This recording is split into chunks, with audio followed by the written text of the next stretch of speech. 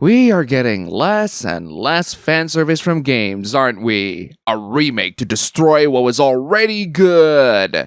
In this case, it's the Fatal Frame 2 remake destroying what was already good.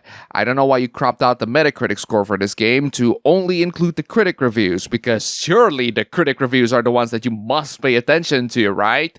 If you actually go to the Metacritic page, it has a generally favorable 7.8 user score at the time of writing. The guy showed the SteamDB page of Fatal Frame 2, which shows 68% positive with 1,000 reviews, but when I go to that same SteamDB page, it's 82% with 2,000 reviews. Clearly, more people are liking the game as they got them. That's how these companies are that want to change everything for an audience that doesn't buy games. That implies that the audiences that buy games do mind this change so much that they either complain about them or don't buy the game outright. But that's clearly not the case here. People don't go to Fatal Frame expecting cleavage and panties. They expect a survival horror game where you take pictures of ghosts. And they got exactly that. If you're coming into the game expecting panties and cleavage, there's another Koei Tecmo game that's more fitting for you next door. In this Fatal Frame 2 Crimson Butterfly remake, the fan service died. Yes, I do not like that either. I preferred them to keep the cleavage and panties as well. Unfortunately, most people don't think this is a concerning issue that requires this level of seriousness. I suggest those who really want this kind of fan service content to stick to the original or find their fan service fix elsewhere. For the rest of you who just want a decent survival horror game, the Fatal Frame 2 remake seems like a solid choice. Speaking of fan service, this thread invites quite the debate. Those who criticize fan service and ecchi in anime never spend money. Yeah, I'd like to believe that too, but the reality is far more nuanced than that. The most popular anime airing right now are not ecchi. Oh sure, some of them may have occasional fan service moments here and there. Demon Slayer has them, but people don't go to Demon Slayer to see adult Nezuko's cleavage. They go to Demon Slayer for the action, the animation, the story, the characters, all the things that make anime popular, mainstream, and beloved by the masses. The same is true for Frieren, Chainsaw Man, One Piece, and many other popular anime right now. On the other hand, yes, the horny degenerate otakus are contributing significantly to the market by buying the niche ecchi figurines, but you're not the only one. International streaming and licensing actually makes quite a lot of money for mainstream anime works. This also includes the international distribution of merchandise. Just on my anecdotal experience alone, I saw Spy X Family merch on my local convenience store, alongside Solo Leveling and Demon Slayer. Is it just an excuse to justify excessive fan service? Well, if it is an argument to justify excessive fan service, it's a really bad one. Fan service, small or excessive, doesn't need to be justified. Their very existence justifies itself. I don't need to justify Saber Dakimakuras, they just exist, and the world is better off with it. Conversely, our next topic is not about servicing fans. It's about being a real fan. I actually get both sides of this conversation. Why does saying to be a fan of a game you need to play said game creates so much backlash? Because plenty of people watch games. Lots of people are fans of Five Nights at Freddy's games, not because they played the game themselves, but because they watched Markiplier played it. That's me. I am one of those people. I was a teenager. If you watch someone play a game, you're consuming how they play a game, not experiencing the gameplay yourself. Yes, however, that doesn't mean you cannot make objective observations through the gameplay clips alone. Some people are poor. Yes, that's me. I can't afford all the games in the world. Not without paying them in installments these days. The only way I can buy Requiem is if I pay it in installment in 30 days. Before you come with that pirated crap, no, a laptop unfortunately cannot handle the graphics of the average story-based game like Resident Evil or The Last of Us. Yeah, the classic Resident Evil games can run on practically anything these days. The Last of Us, yeah, you do need a good PC on that one, but definitely not Resident Evil 4 Original. Now that is a game that can run on almost anything these days, and that game is still worthy to be played in any year. The remake is excellent too, but don't touch the remake before touching the original. Also, I wouldn't call Resident Evil a story-based game, because their story and writing are not good.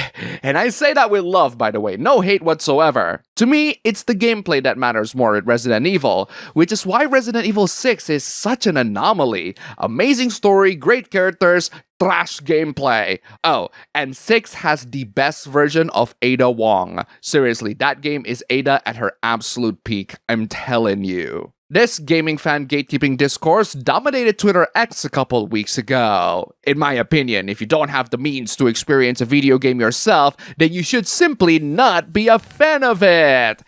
I honestly couldn't care less who gets to be called a fan or not. All I want is for people to talk honestly, and a lot of fake fans show their dishonesty quite well a lot of times. This sounds so privileged! The take being privilege is the least of my concern. It's not the label that matters if you ask me, it's the actions that you do online. They are video games. They are meant to be played.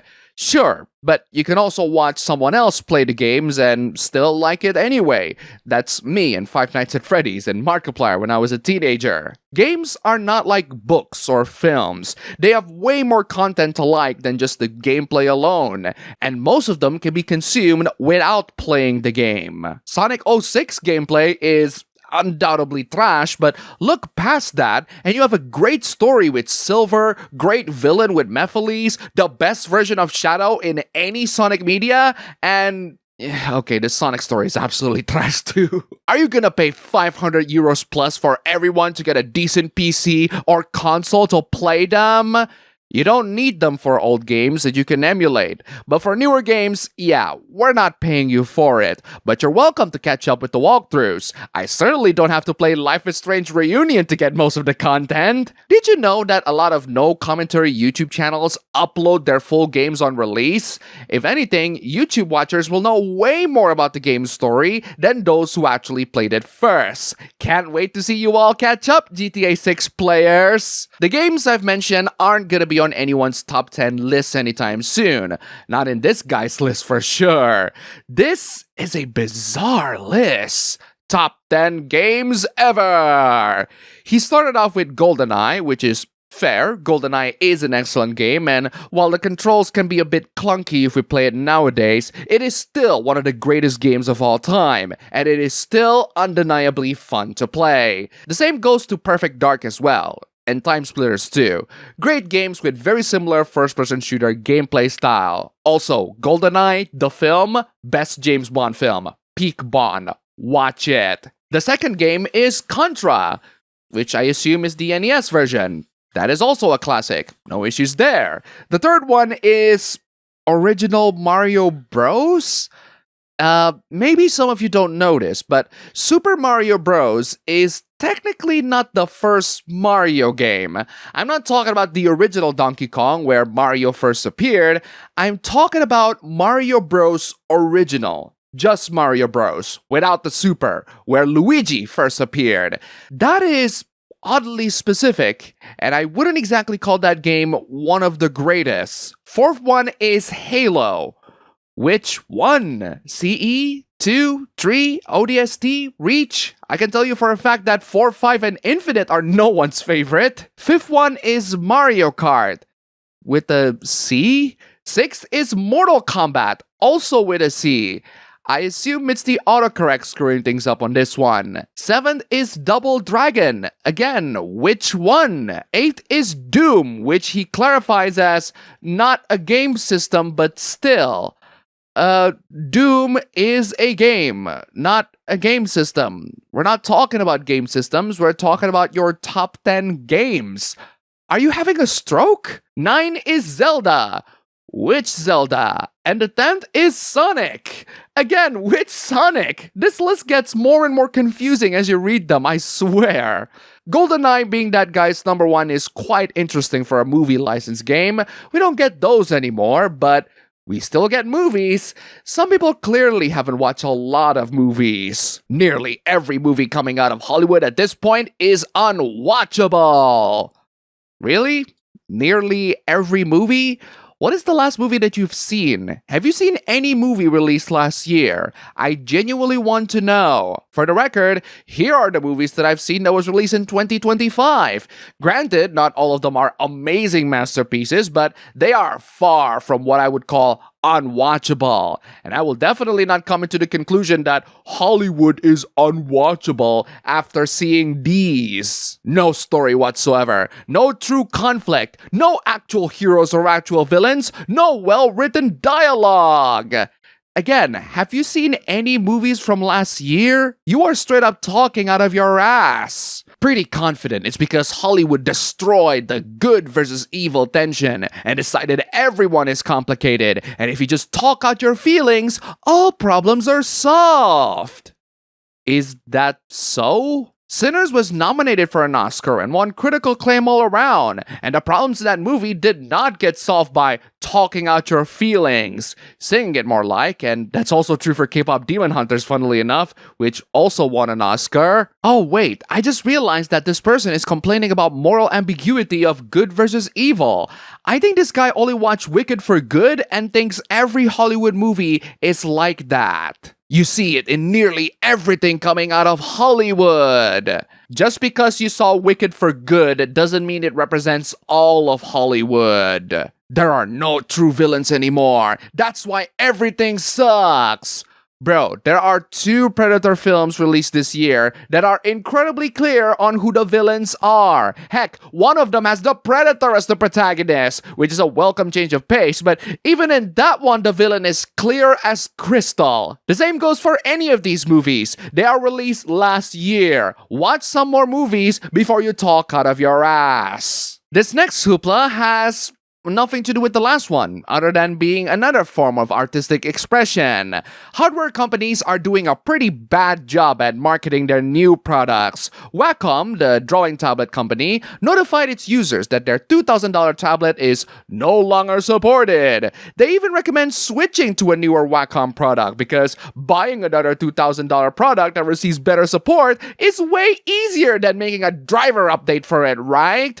Wacom has been doing this for their legacy Cintiq drawing tablets because of technical limitations or the inability to ensure compatibility with newer operating systems. A lot of horse crap if you ask me, and even if that is true, encouraging people to switch to a newer tablet is a blatant case of companies having planned obsolescence with their products. For those of you who are using these tablets to unleash your creativity, keep on using it until it is straight up broken, and don't listen to big corporations telling you to replace them just because they couldn't be bothered updating the software. And that's all for the video today. Here's a cat. Huge thanks to all the wonderful sponsors this week. You're all fantastic. Don't forget to check out my previous videos here. Click the like button, comment, subscribe, join the YouTube membership, leave some tips, just $1 down below. And thanks for watching.